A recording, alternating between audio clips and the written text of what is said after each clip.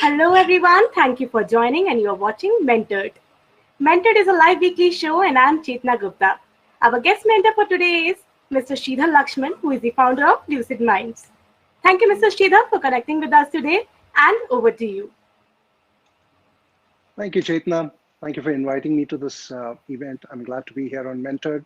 I'm excited and I'm looking forward to the interaction. So, over the next 30 minutes, my intention is to share some learnings on how do you cope with challenging times? How do you navigate these challenging times? What could help you? How do you ensure that you don't just survive, but you learn to thrive through these challenging times? So, as we get started, I'd like you to take a moment for yourself. I'd like to welcome you, and we're going to spend some time together.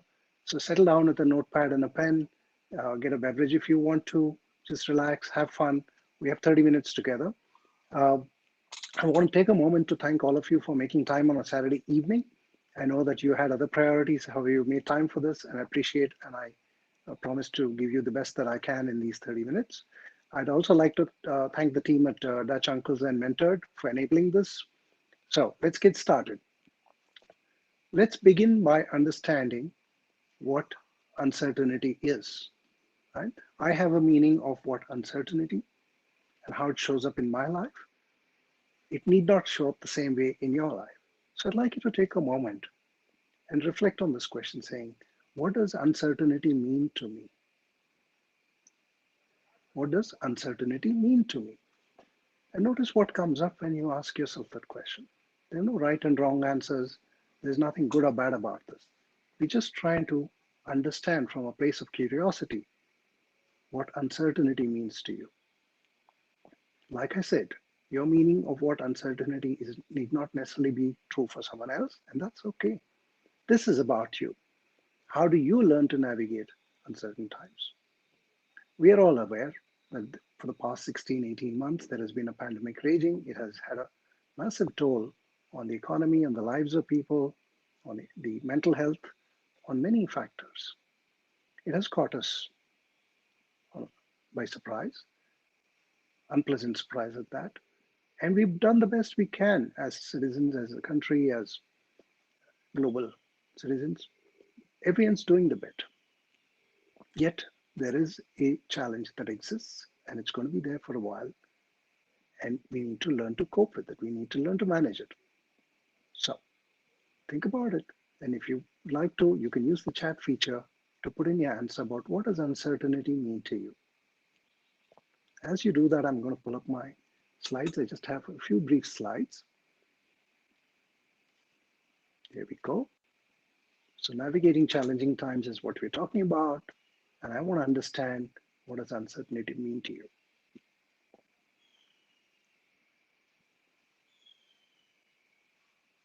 Now, what I hear from clients in my work as a coach is when there's uncertainty, there's a sense of restlessness. There's obviously stress. Sometimes it causes fear. There's a feeling that I'm not able to think clearly, that suddenly all my resources, my mental facilities and faculties have come to a halt. It almost feels like I'm held back, I'm frozen. And sometimes clients tell me they're extremely impulsive when they're uncertain. When they're stressed, they're impulsive, they end up making rash choices and decisions. And thereby, they experience consequences or outcomes that are not pleasant. What about you? Have you had any of these experiences? Look at the answer you put down of what uncertainty means to you, and then look at what it leads to. Has it caused you stress? Has it caused you anxiety? Has it caused you anything that doesn't sit well? Maybe there's a sense of resistance internally. What I'd like you to do is my intent is not to share content slide after slide, but I want to make this experiential. I'd like you to experience what it feels like to move from a place of stress to a place of calm. So, what I'd like you to do right now is take a moment, wherever you're seated, just close your eyes.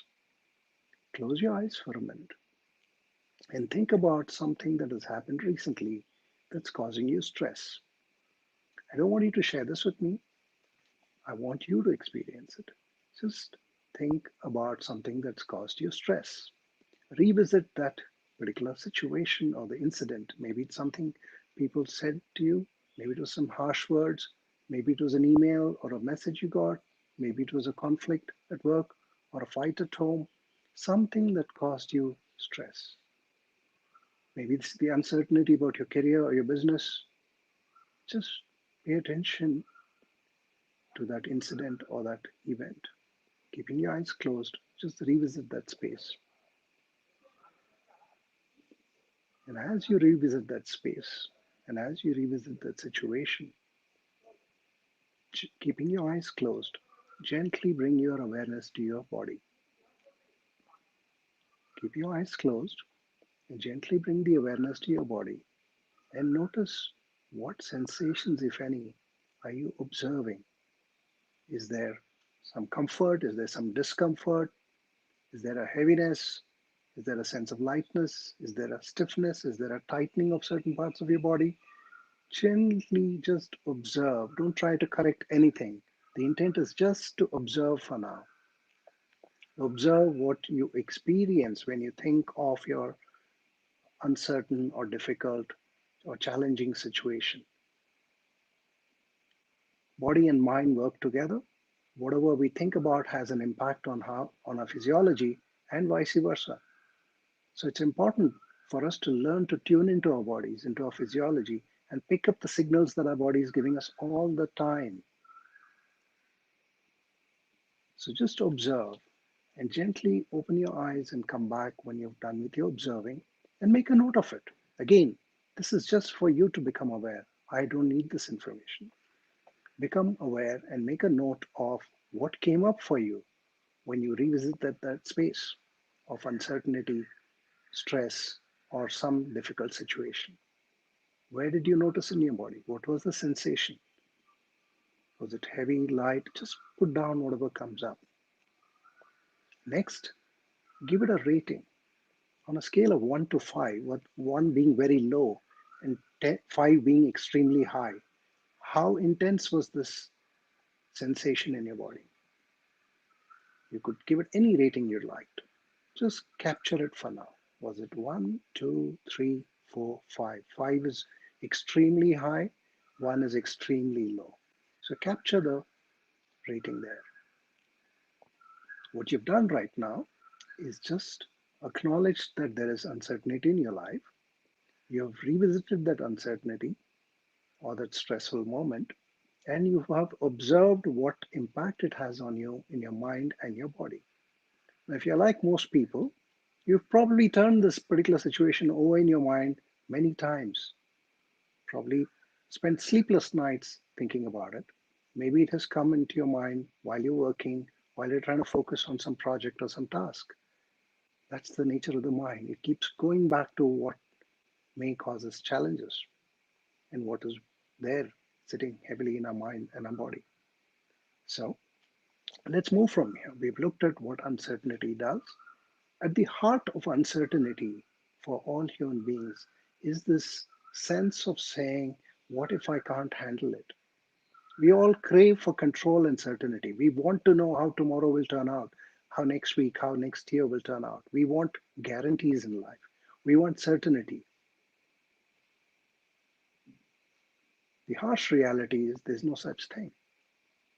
There is a statement that I read from a Buddhist monk some years ago, and it has stayed with me. It has acted as a sort of compass for me in my own life.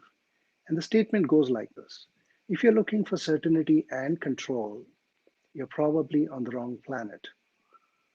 There's a Buddhist monk called Pema Chodron, and she has made this statement. She has written wonderful books.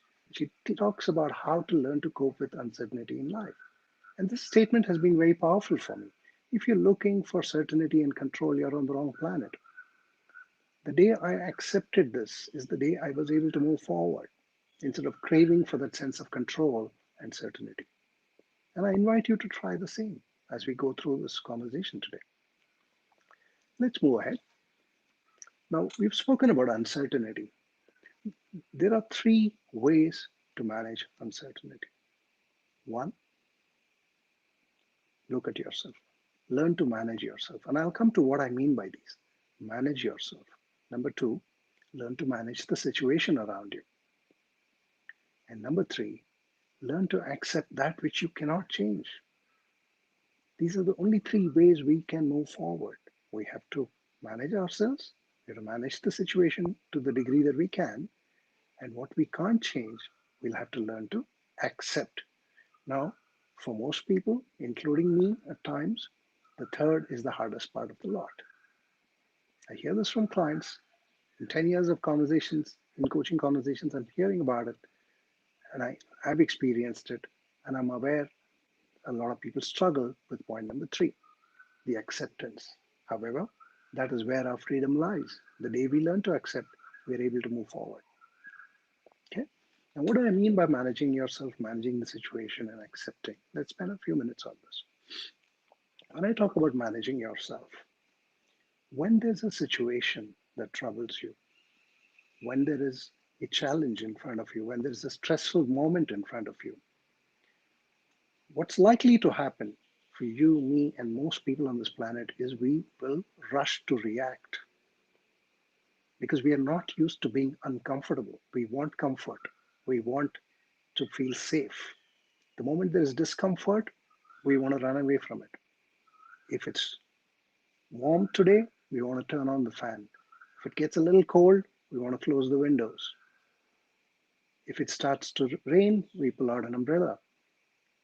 We are not okay with things being what they are. We want to constantly edit or control or try to change things around us for greater comfort. There's nothing wrong in feeling comfortable or wanting comfort. The question really is when we start expecting that from everything around us. Now, if you look at the history of humanity, there has not been a single year in a single country where there has not been a challenging situation. As a species, in the last 100 years, we have survived 2 world wars, numerous wars between countries, many diseases, and the current pandemic. What does it teach us? There's a lot of things out there that's not in our control. So the first step is to look inwards and say, how do I show up for the situation that is here rather than trying to change it? What about me has to change in order to meet this with greater levels of courage and conviction, with more resilience, with more flexibility and adaptability? Because that's the only thing in my control and your control, the change that you and I can make within ourselves. So how do we do this? When you looked at the uncertainty uh, slide, and when I asked you to think of an uncomfortable situation, something happened and you noticed that situation in your body. I'd like you to go back there now. If you could just close your eyes again. I know that I can't see you and I can't force you to do something, but I really encourage you to participate in this wholeheartedly. You will observe the power of these exercises. So I'd like you to go back, close your eyes, and just revisit that situation. Think of that situation, what was said, how it was said, what happened, how did you feel when that situation happened, how are you feeling as you think about the situation. Stay with that for a minute. It may seem uncomfortable, it may seem unbearable. Just be there with that. Just learn to be with that for a moment. Now, as you're sitting with this discomfort, let's gently move your awareness to where you are right now. You're here listening to me speak about how to cope or how to navigate uncertainty. What I'd like you to do is shift your awareness and your attention now to your breath.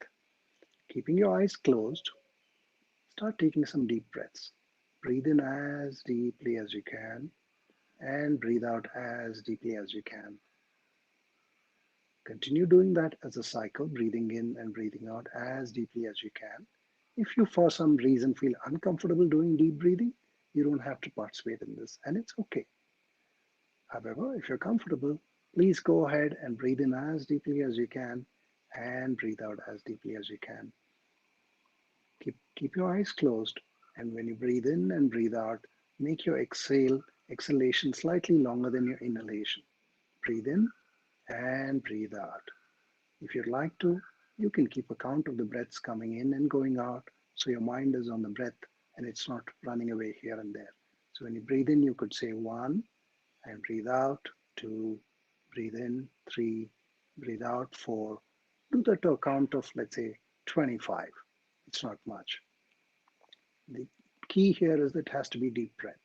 So keep counting maybe till 25 or 26, and then you can open your eyes and, sorry, keep your eyes closed and continue to do the deep breathing.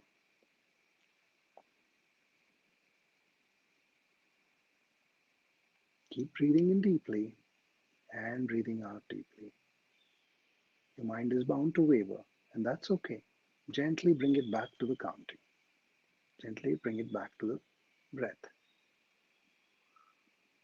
Breathe in deeply and breathe out deeply.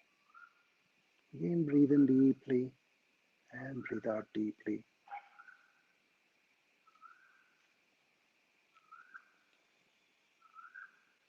Once you reach 25 or 26 breaths, keep your eyes closed, come back to normal breathing, and this time, what you're going to do is you're going to again go back to that unpleasant situation. Keeping your eyes closed, go back to that unpleasant situation. Imagine that incident happening right now, that sense of uncertainty, that stressful moment. Maybe some harsh words were said or a mail was sent. Whatever was the first incident that you revisited, revisit it now. Experience it like it's happening right now. Revisit it. And as you revisit it, I'd like you to gently move your awareness, keeping your eyes closed, move your awareness to your body. Notice what sensations, if any, are you experiencing in your body? Is there comfort? Is there discomfort? Has the intensity gone up? Has the intensity of that discomfort come down? Are you able to even imagine that unpleasant situation, or is it hard to imagine that situation? If you're able to imagine it, are you noticing a difference? Just observe. Don't try to correct anything.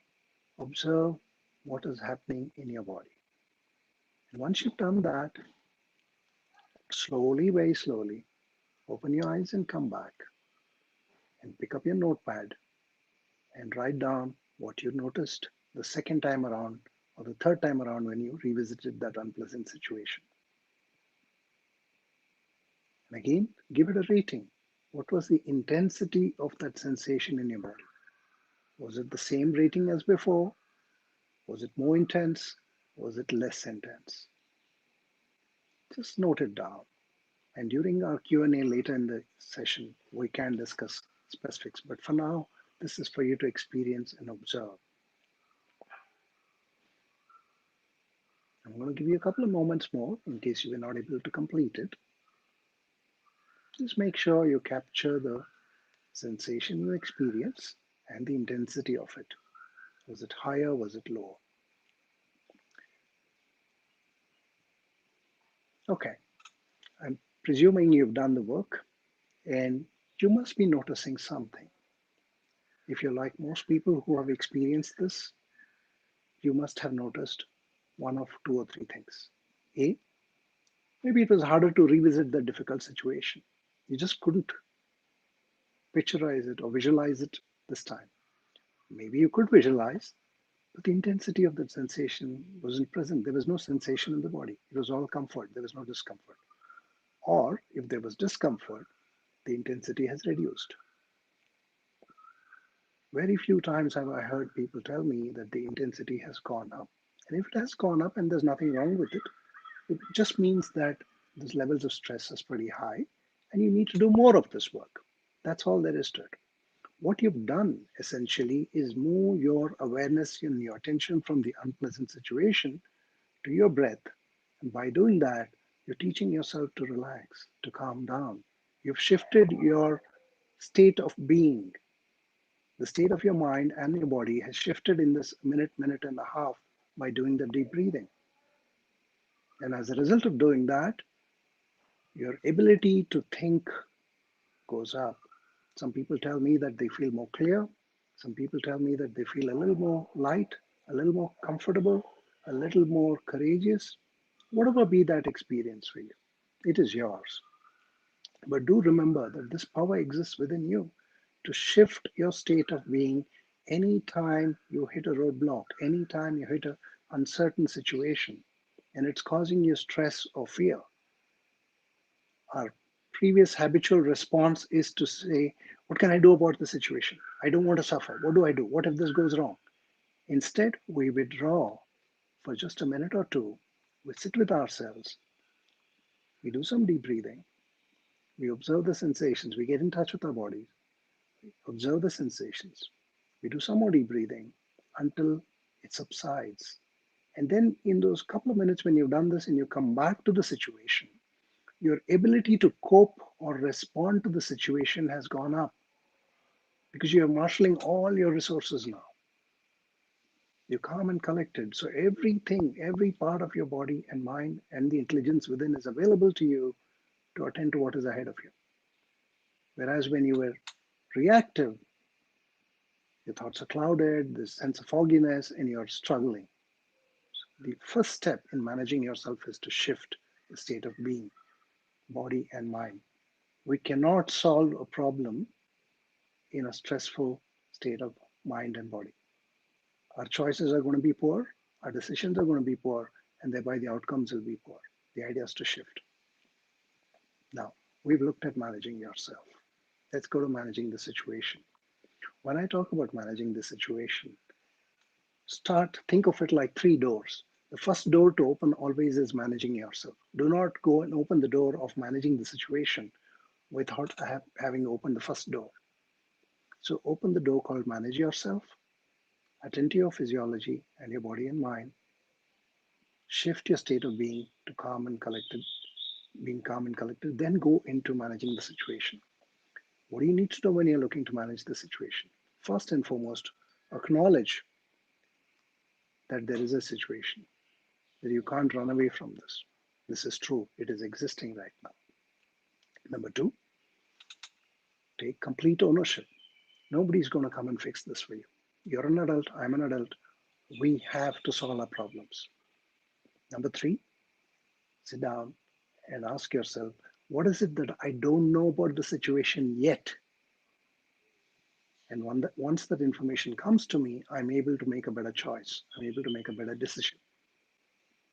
So you need to learn to widen your perspective. Number four is then, with the information on hand, make a plan. What do I need to do more of? What do I need to do less of? What should I start doing? What should I stop doing? If you look at these four parameters, a lot of your challenges will be addressed when you come from this space. Then you also have to ask yourself, who can support you? None of us can do this alone. Who or what resources do you need to make this happen? And last is to then move to stage three, saying, okay, I have understood how to manage the situation. What action do I need to take? In the absence of which, nothing is going to change, right? All the thinking in the world has no meaning unless we take action on it. So this is the stage where you say, what action do I need to take? What behaviors of mind do I need to amplify? Which ones do I need to dial down? What habits do I need to break? What new habits do I need to develop? So a lot of this requires you to reflect. It is not to be in the situation, but be away from the situation for a few minutes and think this through. Having done all of this, you've now figured out what you need to do about yourself, what you can do about the situation. That leaves you with a piece of the situation or the uncertainty which you have absolutely no control over. Now, that is where the acceptance piece comes in. You have to learn to make peace with that which you cannot change. How do you do this? Well, you start by looking at it and acknowledging that this is what I can do, this is what is in my control, this is what is in the control of me plus who can help me. And then there is all these big pieces which are beyond my control. And yes, it's going to impact me. I have to learn to cope with it. The day we stop struggling is the day our freedom comes in. Our challenge usually comes from the fact that we don't give up. We keep thinking there must be a way Let me try to change what's beyond me instead of focusing on what is within me. Okay? So we've looked at how to manage yourself, how to manage the situation, and what you need to accept. I'm now going to show you very quickly what are called thinking traps. And the reason I'm sharing this is when there's an uncertain situation, when there is stress, when there's fear, when there is, a sense of being rushed with no time to reflect or think through, we are likely to fall in one of these four traps, or maybe more than one of the four traps, sometimes in all four traps. So, a quick exercise, if you could look at the slide and ask yourself, there are four traps here. The first is mind reading, which is the habit of assuming without clarifying, without checking. Guessing, trying to fill in information for others quickly. Ask yourself, do you tend to fall in this trap? Do you tend to assume sometimes? And as a result of making that assumption, do you then go ahead and make a decision? And do you see there is some missing information? So that's one trap. The second trap is the tendency to blame others. Who's to blame for this? He, she, they're responsible. Avoiding responsibility, judging someone else. This person is always late. That person is always difficult to deal with. We start labeling people, right? The other side of it is that we tend to blame ourselves. I can't do this right. I can never get things right. I'm always failing at this. There's no point in me attending this. I'm never going to make it. That's another trap which is not going to help us. The last is what typically happens when the nature of the uncertainty is very high. We lose perspective. Fear takes over. If there are 30,000 people in my city who have got COVID, very high chances that I'm going to get it. I expect the worst. Or I start thinking, what if this is manufactured? What if it is not true? What if it is government is not really supporting me? What if the doctors are going to, inject something in me that can cause me problems later in life? We start imagining things and we ignore facts and data. And it doesn't help us because, we get into a negative spiral. It's a very deep trap once you go into that. Now, I want you to ask yourself, what's your favorite trap? Where do you tend to fall more often than not? Is it that you tend to assume? Is it that you tend to find fault with others? Is it that you believe that you're to blame for everything that goes wrong? Or are you sometimes maybe blowing up, making a mountain out of a molehill, as they say? So those are the traps that I'd like to reflect on. Now, how do you address this? The answers are very simple. For the first one, if you believe that you tend to mind read, then the antidote to that is learning to ask, hey, is this what you mean? I presume that you mean this. And the person may clarify saying, no, that's not what I mean. What I mean is something else. Let me clarify, and he or she will clarify. Second and the third is something you need to learn to work on yourself. It's not something I can cover in detail today, but it's something that you have to work on. It comes under the managing yourself piece, which is learning to see things for what they are rather than quickly rushing to blame others or yourself. The last piece requires you to go back to the exercise that I spoke of. If you calm yourself down, if you reduce your stress, you're able to see things a little more clearly without blowing it up. Okay? Now, I will answer questions on these if you have any as we go, as the Q&A comes up. So I think I have a couple of minutes and I'm going to wrap this up. This is another framework I'd like you to look at. It's by Alan Seal. He's an excellent coach and healer. And he talks about in this book called Create a World That Works. It's called the DSCO framework. Essentially, what he's saying is we again look at life or situations from one of these lenses. And the lens we choose decides the quality of choices and outcomes that we will experience. So the first one is falling into this saying, whose fault is this? Why did this pandemic happen? Who do I blame for it? Can you believe this has happened? How dare someone make this happen? Next is to rush and try and fix it, saying, okay, vaccine, okay, this, oxygen, hospitalization, have some, let's say, herbs and this. Nothing wrong with that, but we're rushing to fix it. What he encourages is when there's a hard situation, move to the right side of this quadrant. Ask yourself, who do I choose to be here? Am I the one who is a victim? Am I the one who is feeling empowered, saying, okay, life has thrown a googly at me? Who do I choose to be here? How do I want to show up in this difficult situation? How do I want to show up for myself, for those around me, and for the teams that I lead, for the families that depend on me? You're coming from a place of empowerment. Even though you may have fear, even though your heart may feel heavy, even though you may feel tired, but you're choosing the lens of saying, I have a choice. We always have a choice. And I will make my empowered choice in this moment. Next is to open up to possibilities. What opportunities exist in this situation? What is the opportunity here? What's the potential? So I've been working from home for these 18 months. My travel time has come down. My interactions with other people may have come down. Can I use my spare time to invest in myself? Can I learn more? Can I build more fulfilling relationships? Can I build more networks which can serve me once things go back to a better situation out there?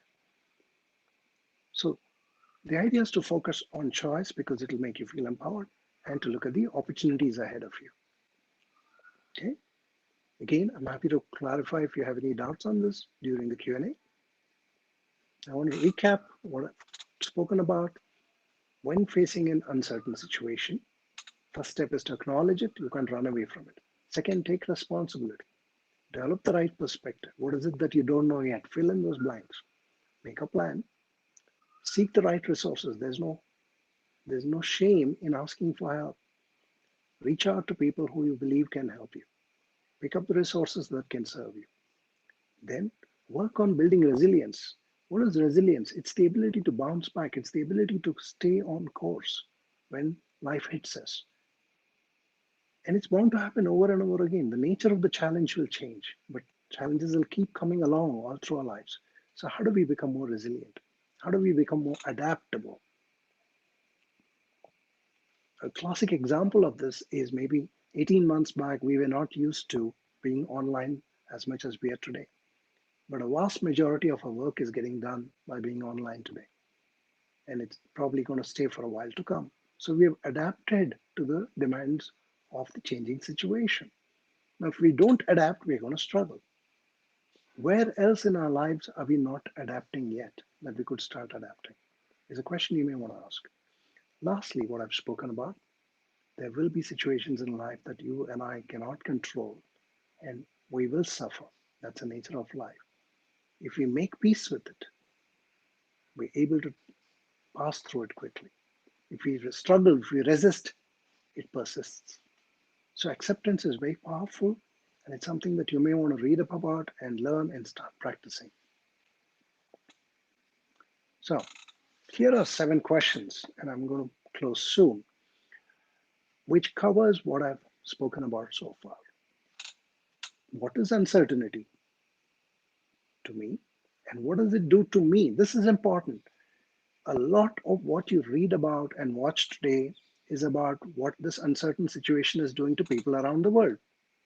And it's okay to be curious about it. It's okay to be empathetic and care about them, but don't get involved in it beyond what is required. These are times where you need to first look after yourself, fill your cup so you can nourish others after that. If you are not nourished, you're in no position to help someone else. So make this about you. What about this pandemic is causing me stress? And how do I attend to that? Next, why do I need to take greater ownership for my well being? When you say this, you're starting with the premise that you do need to take greater ownership, and you're only trying to identify that space. Third, what's your plan? How do you plan to navigate this? What resources do you need? Who do you need to speak with? What skills do you need to develop? What behaviors do you need to manage? Then you look at what's in your span of control. If your focus is on all the things which are not in your span of control, you're wasting your time and precious energy. Bring it back to what's in your control. Post that, you will go into what about you has to change? What do you need to open up to? And what do you need to change? Sorry, Mr. Lakshman, for interrupting you, but our clock is like running fast. But now I'm it's done. time for Q&A session. Yeah, I will take just a minute and I'm done. Definitely, sir. So the last question there is, what do you need to learn to accept about the situation? Something that we spoke about earlier too. When you identify this, you can then move towards these. So I'd like you to take a moment and capture these questions for yourself so that you're able to, when you start answering these questions, you will have answers coming up.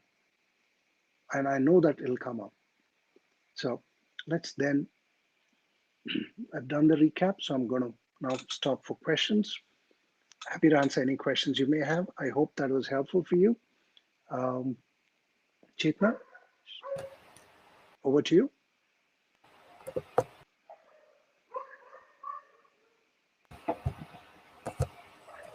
Thank you so much, Mr. Lakshman. So now it's time for Q&A session. So the first question, which is coming from, is from LinkedIn. The name of the person is Vimi Vivek. She says that, do the hard times make you a better person? Well, let me answer it this way. I don't know each of you personally, but I can vouch for it that all of us and all of you, everyone is a good person or a better person, right? Does it make you more resilient? Does it bring you more courage? It does, provided you use it as an opportunity to learn, provided you learn to leverage it. If you succumb to what's happening around you, then it makes you a victim or it makes you weak. But if you look at it from the perspective I've shared, saying, how do I thrive? How do I go beyond surviving? Then there's an opportunity to be better. And better, when you say better, I would even urge you to maybe try and make it more specific for yourself. What has to happen for you to believe you're a better person? Is it that you have greater courage? That you have more confidence? Is it that you feel more in, sort of control of what's going on around you, even though control may be a notion? So I think it's important to define the better. But I certainly believe that we all get better at what we do in our lives thanks to the situations we face. It helps us grow. I hope that answers your question. Okay. Chetna? Yeah, sir. So another question is coming from Shovit Bahuguna again on LinkedIn. He's saying that how to stay strong when everything is falling apart around you. Yeah, absolutely. So the first thing is to, you know, maybe revisit this need to stay strong. We're all human beings. We all have emotions. Expecting ourselves to stay strong all the time is probably not a fair ask. So maybe you need to learn to listen to your mind and body. And if you feel tired, then accept that fatigue or tiredness. If you feel like you're not capable of doing something right now, accept it and rest. If you feel that you've given it your best and you need a break, take a break. The need to be strong can sometimes come in the way of us seeing things for what they are. So that's the first part. The second part is to go back to what I said. Start by opening the first door, which is manage yourself. Calm yourself down when things are falling apart. Do some deep breathing, have some water, go for a walk in nature if you can. Do things that help you calm down. And then revisit this things which you feel are falling apart and ask yourself, is everything falling down? Or are some things falling apart and some things are there that I need to be grateful about? And I can speak for myself as I'm addressing this. The very fact that I'm alive today and I'm addressing this session is something going well for me, right? I have no certainty tomorrow if I'm going to wake up or not, or next week or next month. We can all live with hope. So when we know that the biggest challenge to living is death, and we face it every day, but we don't worry about it, do we? We go about our lives. In the same manner, yes, there will be hard times. You need to develop your perspective. You need to calm yourself down and look for ways to maneuver, to navigate. Again, I hope that gives you something to work with. Okay. So other question is coming from Facebook, and the guy's name is Abhijit Mandal. He says, "How do I identify my purpose in life?" Well, Abhijit, thank you for that question. It's something that comes up in most conversations. Um, with the time on hand, I may not be able to do justice to this question. I would encourage you to do a couple of things. One, maybe sit down sometime and make notes about what is it that you love to do, what comes to you naturally. What would you do if your needs, financial needs, security needs, and other needs were met? How would you spend your time? And look at what answers come up. Next, maybe go online and look for articles related to how to develop purpose. There are numerous articles by well known personalities, by psychologists, by researchers. You would get some information around that. But I think it starts with listening to your heart and understanding, getting to know yourself better. What makes you come alive? What makes you feel like you're at your best? What would you do if given a choice to do for the rest of your life? I hope that again gives you something to work with, Abhijit. Thank you. Very well said, sir. And another question is coming from Pratik Singh on Facebook. He says, "How do I make the best of a difficult situation?" Okay, Pratik, thank you for that.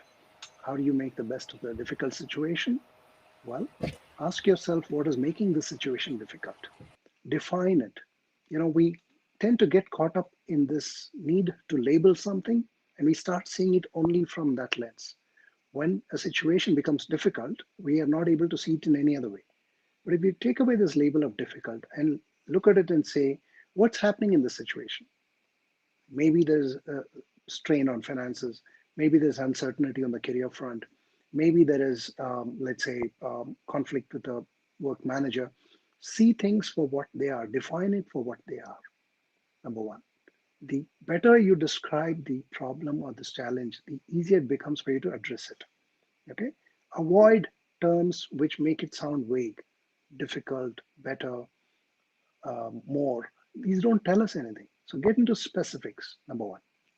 Number two, ask yourself, given what you know about this problem, what else do you need to learn in order to manage this? Number three, who can help you? Number four, what other information do you need? Where would you get that information? Number five, what about this situation or problem that you believe is difficult is beyond your control? Bring in your acceptance there. If you follow these 4, 5 steps, it would give you some kind of a path that you can take in addressing the challenge. Okay, sir. So another question is coming from Abhishek Anthony from LinkedIn. He Mhm. says that I get very angry on small things. Why this is so? Well, Abhishek, anger is an emotion that exists for all of us, and it's natural, just like any other emotion, just like joy, just like celebration, just like happiness or sadness. Anger exists. The question to ask yourself is, what do you want to do about it? Yes, you are aware that you get angry. You may want to spend some time identifying what are the triggers for this anger. Is it certain set of people that cause you anger? Is it certain situations? The second thing to check is what needs do you have, do you believe that are unmet today? Unmet needs can cause us to lash out into others. When I say unmet needs, if I have a need for freedom and if I feel that this value or this need of mine is being curbed upon, I'm likely to lash out. So I think it's important for you to understand what is the source of this anger? Where does it come from? Try and identify when does it happen? Whom does it happen with? One. Two, place more energy on how do you like it to be? Yes, you're aware that you get angry. There's no point revisiting it over and over again. The question really to ask is how would you like it to be? So if you'd like to be calm, start practicing things that help you stay calm. If you'd like it to be joyful, then engage yourself in activities that bring you more joy.